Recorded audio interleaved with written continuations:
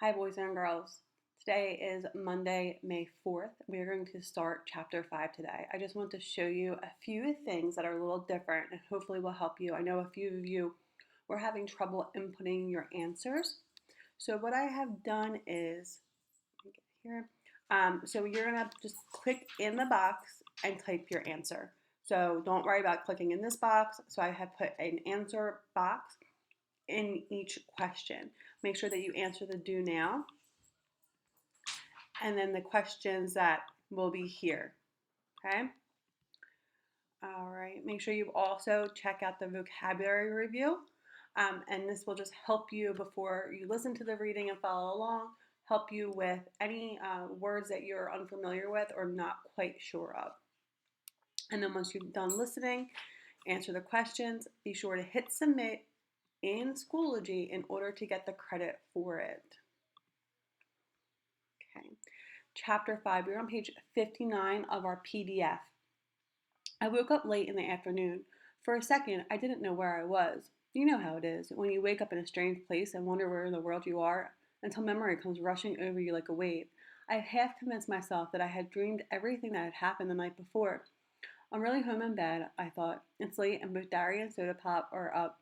Dari's cooking breakfast, and in a minute he and Soda will come in and drag me out of bed and wrestle me down and tickle me until I think I'll die if they don't stop. It's me and Soda's turn to do dishes after we eat, and then we'll go outside and play football. Johnny and Tuba and I will get Dari on our side, since Johnny and I are so small and Dari's the best player. It'll go like the usual weekend morning. I tried telling myself that while I lay on the cold rock floor, wrapped in Daly's jacket and listening to the wind rushing through the trees, dry leaves outside. Finally, I quit pretending and pushed myself up. I was stiff and sore from sleeping on that hard floor, but I had never slept so soundly. I was so groggy. I pushed off Johnny's jean jacket, which had somehow got thrown across me, and blinked, scratching my head. It was awful quiet, with just the sound of rushing wind in the trees. Suddenly I realized that Johnny wasn't there. "Johnny?" I called loudly, so that the old wooden church echoed me. "Ani, Ani." I looked around wildly, almost panic-stricken, but then caught sight of some crooked lettering written in the dust on the floor. "Went to get supplies. Be back soon. J.C." I sighed and went to the pump to get a drink. The water from it was like liquid ice and it tasted funny, but it was water. I splashed some on my face and that woke me up pretty quick. I wiped my face off of Johnny's jacket and sat down on the back steps. The hill of the church was on the hill the church was on dropped off suddenly about 20 feet from the back door, and you could see for miles and miles. It was like sitting on top of the world. When you haven't got anything to do, you remember things in spite of yourself. I can remember every detail of the whole night, but it had the unreal quality of a dream. It seemed much longer than 24 hours since Johnny and I had met Daly at the corner of Pickett and Sutton. Maybe it was. Maybe Johnny had been gone a whole week and I had just slept. Maybe he had already been worked over by the fuzz and was waiting to get the electric chair since he wouldn't tell them where I was. Maybe Daly had been killed in a car wreck or something and no one would ever know where I was, and I'd just die up here, alone, and turn into a skeleton. My overactive imagination was running away with me again. Sweat ran down my face and back, and I was trembling. My head swam, and I leaned back and closed my eyes. I guess it was partly delayed shock. Finally, my stomach calmed down, and I relaxed a little, hoping that Johnny would remember cigarettes. I was scared, sitting there by myself. I heard someone coming up through the dead leaves toward the back of the church, and I ducked inside the door. Then I heard a whistle, long and low, ending in a sudden high note. I knew that whistle well enough. It was used by us and Shepherd gang for "Who's there?" I returned it carefully, then darted out the door so fast that I fell off the steps and sprawled flat under Johnny's nose. I propped myself on my elbows and grinned up at him. "Hey, Johnny, fancy meeting you here." He looked down at me over a big package. "I swear, Ponyboy, you're getting to act more like Two-Bit every day." I tried unsuccessfully to cock an eyebrow. "Who's acting?" I rolled over and sprang up, happy that someone was there. "What'd you get?" "Come on inside." Daly told us to stay inside.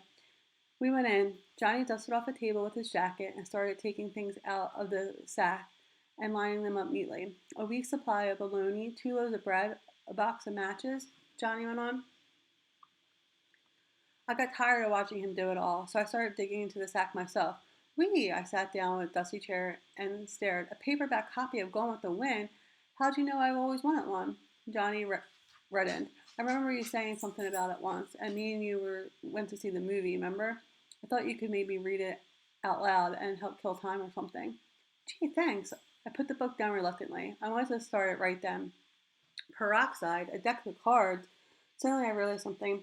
Johnny, you ain't thinking of. Johnny sat down and pulled out his knife. We're going to cut our hair and you're going to bleach yours. He looked at the ground carefully. Then we'll have our descriptions in the paper. We can't fit them. Oh no, my hand flew to my hair. No, Johnny, not my hair. It was my pride. It was long and silky, just like Soda's, only a little redder. Our hair was tough. We didn't have to use much grease on it. Our hair labeled us greasers, too. It was our trademark, the one thing we were proud of. Maybe we couldn't have corvairs or madras shirts, but could have hair. We'd have to anyway if we get caught. You know the first thing the judge does is make you get a haircut. I don't see why, I said sourly. Daly could just as easily mug somebody with short hair. I don't know either. It's just a way of trying to break us. They can't really do anything to guys like Curly Shepherd or Tim. They had everything done to them, and they can't take anything away from them because they don't have anything in the first place. So they cut their hair. I looked at Johnny imploringly. Johnny sighed. I'm going to cut mine too and wash the grease out. And I can't bleach it. I'm too dark skinned. It'll look okay blonde.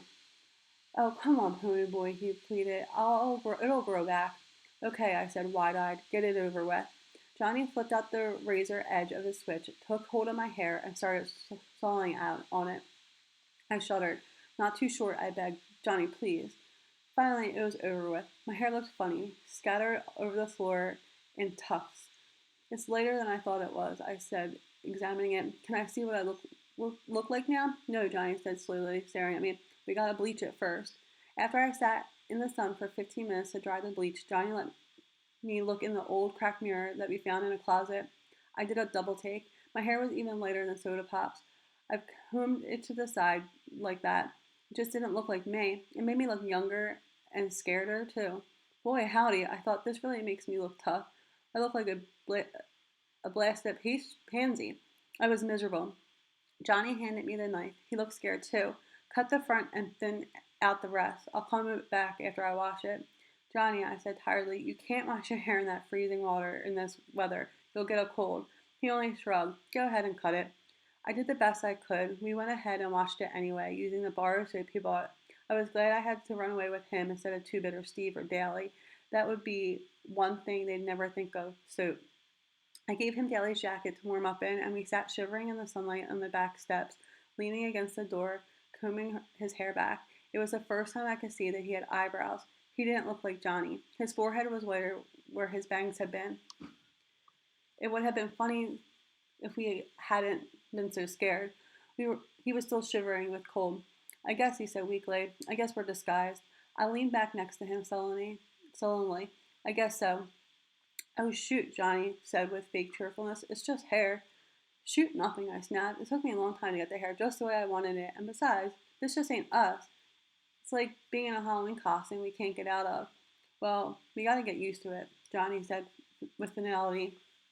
We're in big trouble, and it's our looks or us. I started eating a candy bar. I'm still tired, I said. To my surprise, the ground blurred and I felt tears running down my cheeks. I brushed them off hurriedly. Johnny looked as miserable as I felt. I'm sorry I cut your hair off, Pony Boy. Oh, it ain't that, I said between bites of chocolate. I mean, not all of it. I'm just a little spooky. I really don't know what's the matter. I'm just mixed up. I know, Johnny said through chattering teeth as we went inside. Things had been happening so fast. I put my arm across his shoulder to warm him up. Two-Bit should have been in that little one-horse store. Man, we're in the middle of nowhere. The nearest house is 2 miles away. Things were laying out wide open, just waiting for someone slick like Two-Bit to come and pick him up. He could have walked out with half the store. He leaned back beside me, and I could feel him trembling. Good old Two-Bit, he said in a quivering voice. He must have been as homesick as I was. I remembered that he was wisecracking last night. I said, just last night, we were walking Cherry and Marcia over to Two Bits. Just last night, we were laying in the lot, looking up at the stars and dreaming. Stop it, Johnny gasped from between clenched teeth. Shut up about last night. I killed a kid last night. He couldn't have been over 17 or 18, and I killed him. How'd you like to live with that? He was crying. I held him like Soda had held me the day we found him lying in the lot. I didn't mean to, he finally blurted out, but they were drowning you, and I was so scared. He was quiet for a minute. There was sure a lot of blood in people. He got up suddenly and began pacing back and forth, slapping his pockets. What are we going to do? I was crying by then. It was getting dark, and I was cold and lonesome. I closed my eyes and leaned my head back, but the tears came anyway. This is my fault, Johnny said in a miserable voice. He had stopped crying when I started, for bringing a little 13-year-old kid along. You ought to go home. You can't get into trouble. You didn't kill him. No, I screamed at him. I'm 14. I've been 14 for a month, I'm in it as much as you are. I'll stop crying in a minute. I can't help it. He slumped down beside me. I didn't mean it like that, Pony boy. Don't cry, Pony. We'll be okay. Don't cry. I leaned against him and bawled until I went to sleep. I woke up late that night. Johnny was resting against the wall, and I was asleep on his shoulder. Johnny, I yawned. You awake? I was warm and sleepy. Yeah, he said quietly. We ain't gonna cry no more, are we? No, we're all cried out now. We're getting used to the idea. We're gonna be okay now. That's what I thought, I said drowsily. That then for the first time since Daly and I had sat down behind those girls at the nightly double, I relaxed. We could take whatever was coming now. The next 4 or 5 days were the longest days I spent in my life. We killed time by reading Gone with the Wind and playing poker. Johnny sure did like the book, although he didn't know anything about the Civil War and even less about plantations, and I had to explain a lot to him. It amazed me how Johnny could get more meaning out of some of the stuff in there than I could. I was supposed to be the deep one. Johnny had failed a year of school and never made good grades. He couldn't grasp anything that was shoved in at him too fast, and I guess his teachers thought he was just plain dumb. But he wasn't. He was just a little slow to get things, and he liked to explore things once he did get them. He was especially stuck on the Southern gentlemen, impressed with their manners and charm. I bet they were cool old guys, he said, his eyes glowing, and I liked after I had read the part about the riding into sure death because they were gallant. They remind me of Daly. Daly? I said, startled. Shoot, he ain't got more manners than I do, and you saw how he treated those girls the other night. So it was more like them Southern boys. Yeah, and the manners bit, but the charm too, I guess, Johnny said slowly. But one night I saw Daly getting picked on by the fuzz, and he kept real cool and calm the whole time. He was getting They were getting him for breaking out the windows in the school building, and it was Too Big who did it. And Daly knew it, but he just took the sentence without batting an eye or even denying it. That's gallant.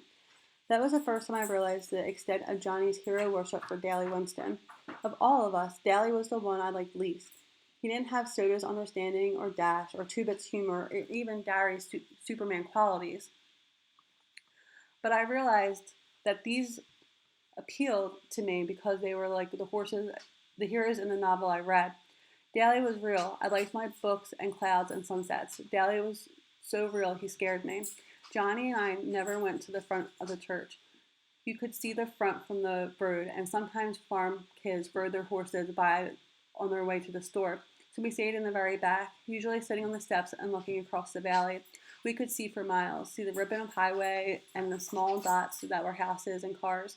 We couldn't watch the sunset since the back faced east, but I loved to look at colors of fields and the soft shadings of the horizon. One morning, I woke up earlier than usual. Johnny and I slept huddled together for warmth. Daly had been right when he said we could get cold where we were going. Being careful not to wake Johnny up, I went to sit on the steps and smoke a cigarette. The dawn was coming then. All the lower valley was covered with mist, and sometimes little pieces of it broke off and floated away in small clouds. The sky was lighter in the east, and the horizon was a thin gold line. The clouds changed from gray to pink, and the mist was touched with gold. There was a silent moment when everything held its breath, and then the sun rose. It was beautiful. Golly, Johnny's voice beside me made me jump. That sure was pretty. Yeah, I sighed, wishing I had some paint to do a picture with while the sight was still fresh in my mind. And the mist was what was pretty, Johnny said. All gold and silver. I said, trying to blow a smoke ring. Too bad I couldn't stay like that all the time. Nothing gold can stay. I was remembering a poem I read once. What?